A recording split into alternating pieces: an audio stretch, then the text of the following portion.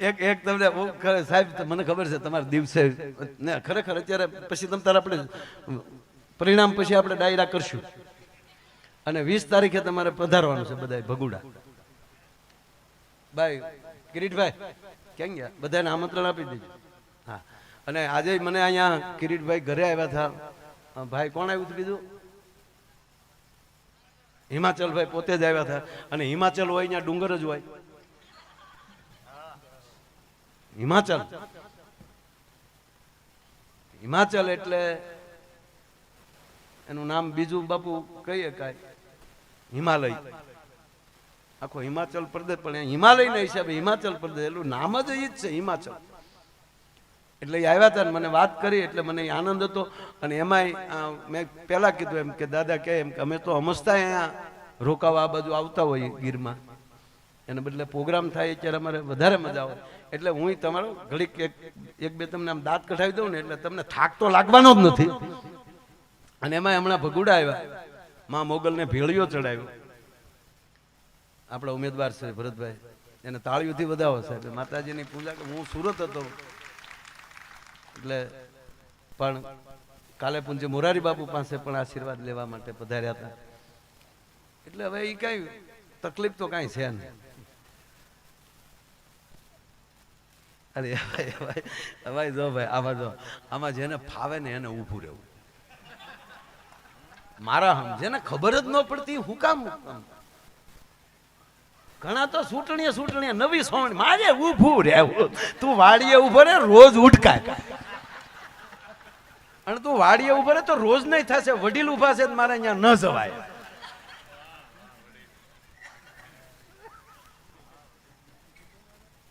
એટલે વાત એ કરું છું ભાઈ કે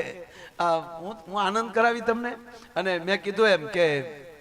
આ ભગવાને આપણને માણા બનાવ્યા ને એ આનંદ માટે જ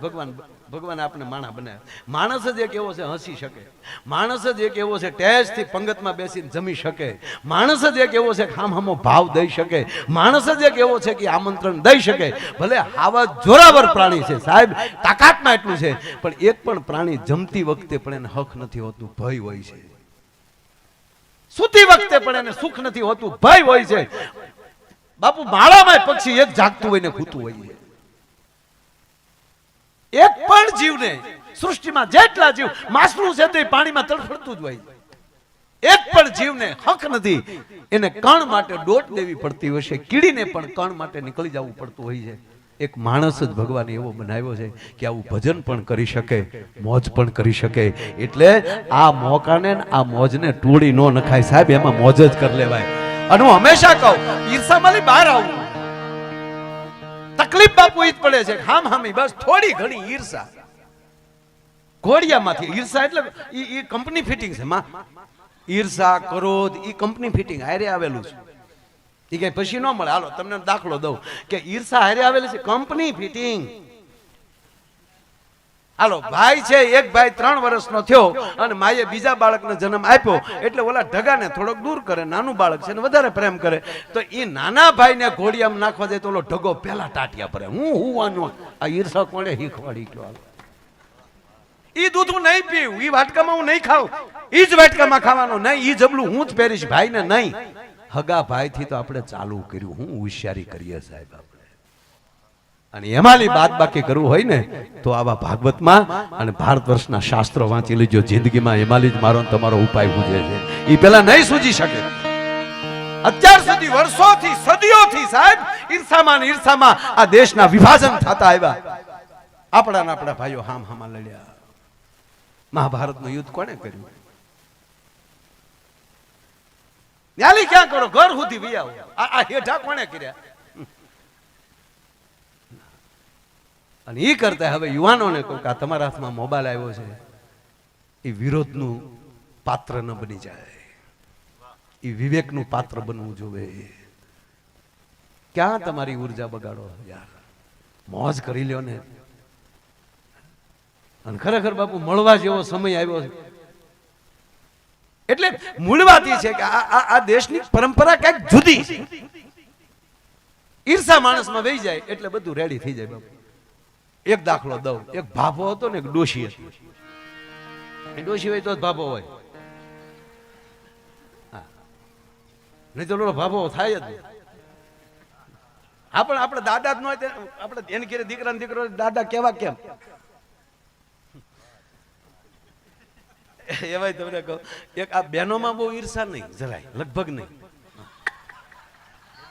બિલકુલ નહીં કોકે હાડી હારી પહેરી દેખ્યું કરે ઈથી વધારે નહીં ઈથી વધારે નહીં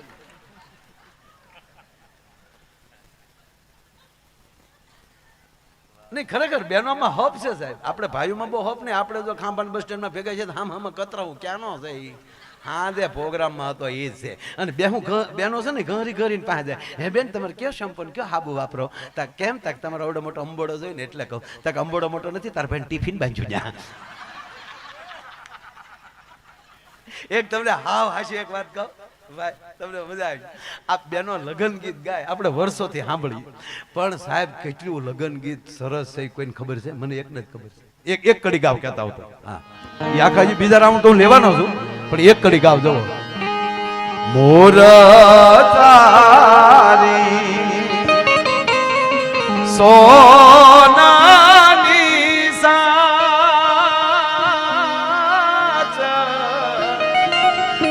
એ મોર તારી રૂપાની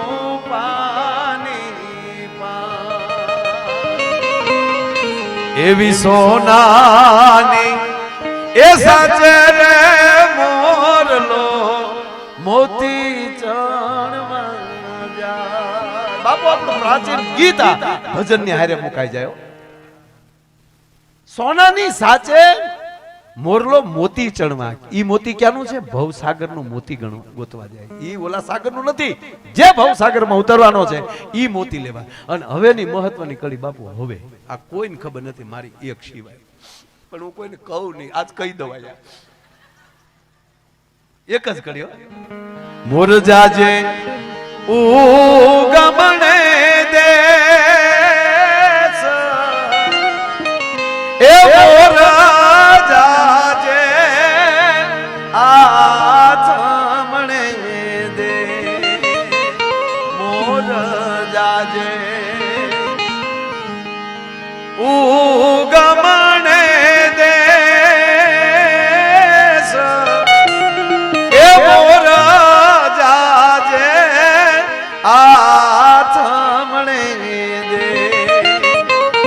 વળતા એ જાજે રે વેવાયો ને માંડવડે મોર જાજે ઉગમણે દેશ મોર જાજે આથમણે દેશ પછી તું વેવાય ને માંડવે જાજે બોલો દક્ષિણનું શરદભાઈ નામ જ ન લીધું દક્ષિણમાં જવાનું કીધું જ નહીં કેવી મારી બહેનો હોશિયાર તૈયારી તો જવા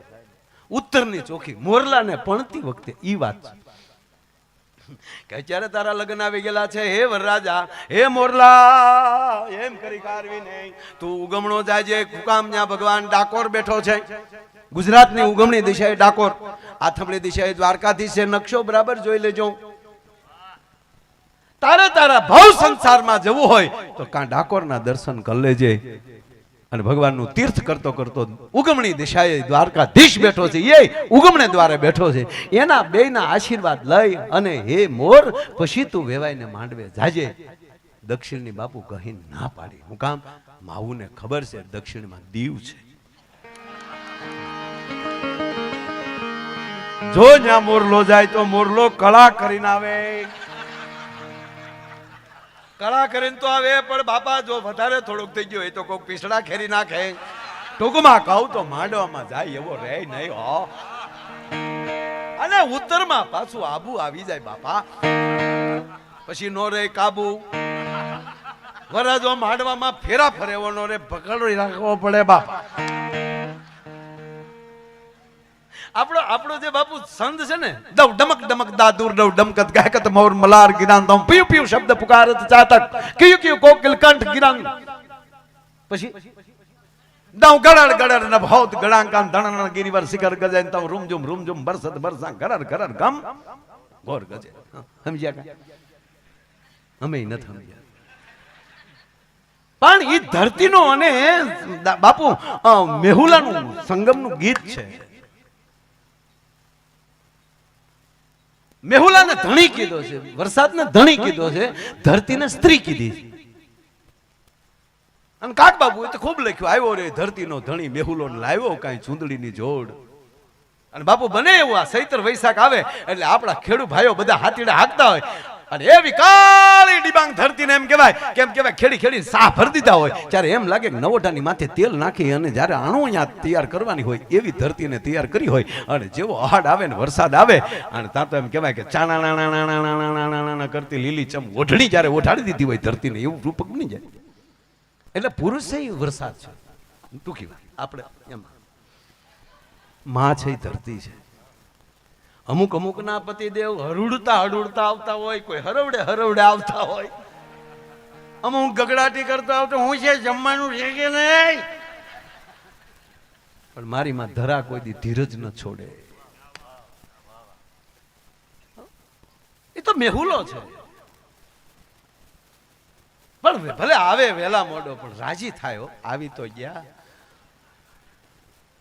ખાધા પીધા વગેરે. કેમ મોડું છું? આજ વધારે 5 ગામ ફરવાનું થયું સાહેબ.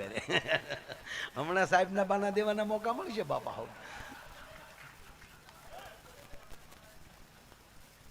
નહીં ખરેખર સાહેબ હું તો એમ કહું દાંપત્ય જીવન એ પ્રેમની જ્યોત છે. એક ફેક્ટરીમાં આગ લાગી સાહેબ, બાબુ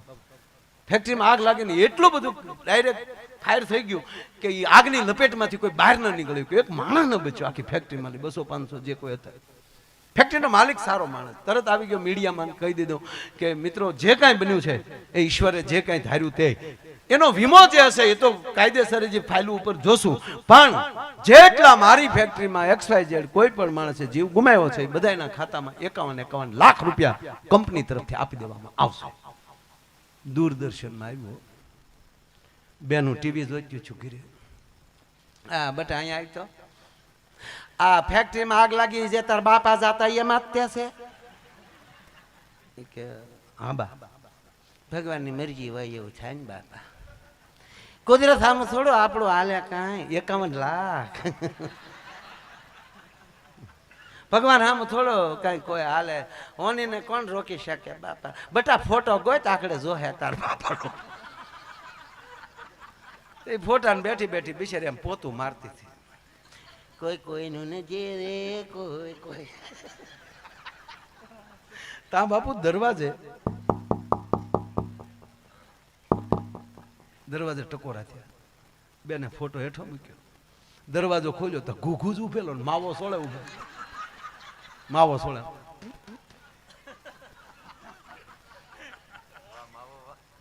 ઓલી બાઈ સોટી ગયા.